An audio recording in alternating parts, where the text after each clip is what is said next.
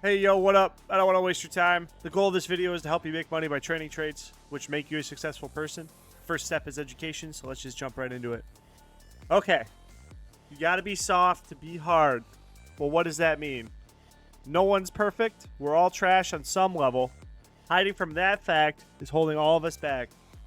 Instead of focusing on hiding weaknesses, we should take a deep look into them.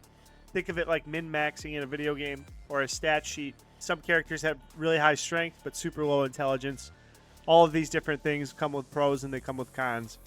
When you find your weaknesses, you can really start to dissect them. Like me being extremely sensitive.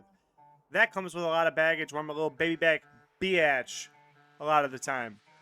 Over time, I've been able to hone this character flaw, quote unquote, into utility because it made me recognize in myself that I'm able to really notice tiny details in people and things because what I assume are like sensitive mirror neurons at play.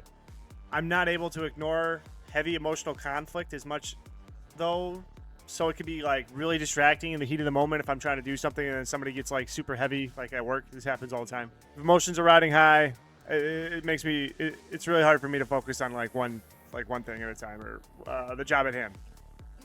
But it allows me to extremely empathize with someone to the point where it feels like I'm living their telling of the story in my own mind. Like I'm that character, which has a lot of utility. Structure is function, and each weakness we may think we have may have utility that we didn't realize.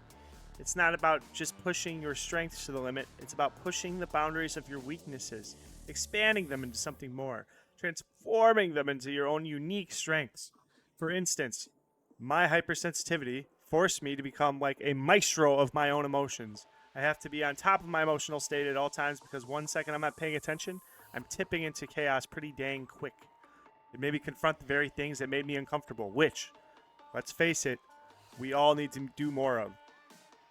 And what I found was this: sensitivity is like radar, a built-in mechanism that lets you pick up the subtleties in life, in people, and in situations that others might miss. That radar has allowed me to become a better friend, a better partner, a better leader.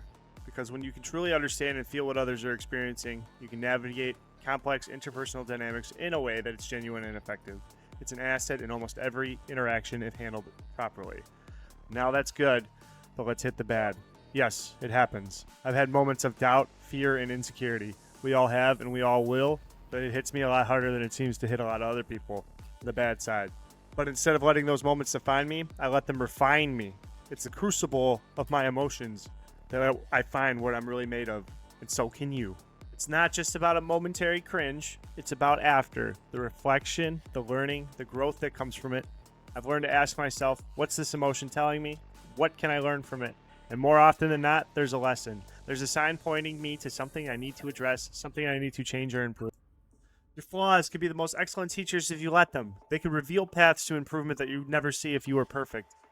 And let's be clear, no one is. Perfection is a myth, an unattainable standard that can actually hinder your growth. Now, let's get practical for a minute. How do you turn this philosophy into action? How do you start to be soft, to get hard? First, you gotta be brutally honest with yourself.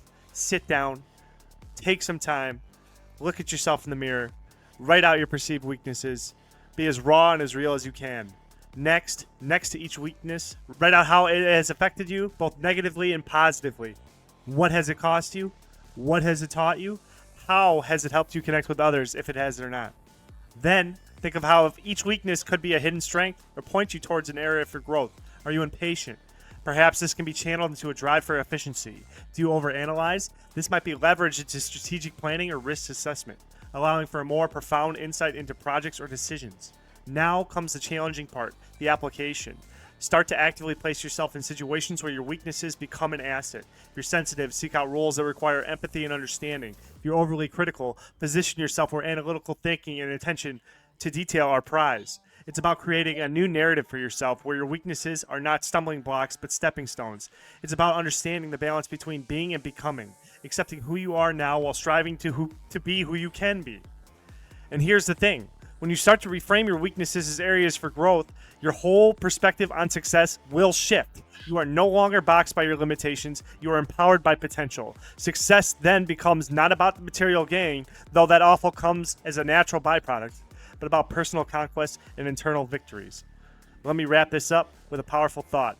In embracing our weaknesses, we are not just finding a route to success, we're redefining what success means. It's no longer about having a relentless pursuit of perfection, but about cultivating a relentless pursuit of progress.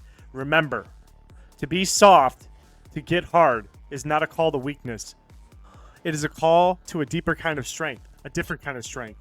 It's the strength to be vulnerable, the strength to grow, and the strength to harness the full spectrum of your humanity in pursuit of goals. So go ahead, take that first step. Be soft. Take a look at your weaknesses. Understand them. Own them. And then, with all the courage and determination that you've got, forge them into your greatest strengths. That's how you get hard. Not just in your wallet, but in your resolve, in your spirit, in your life.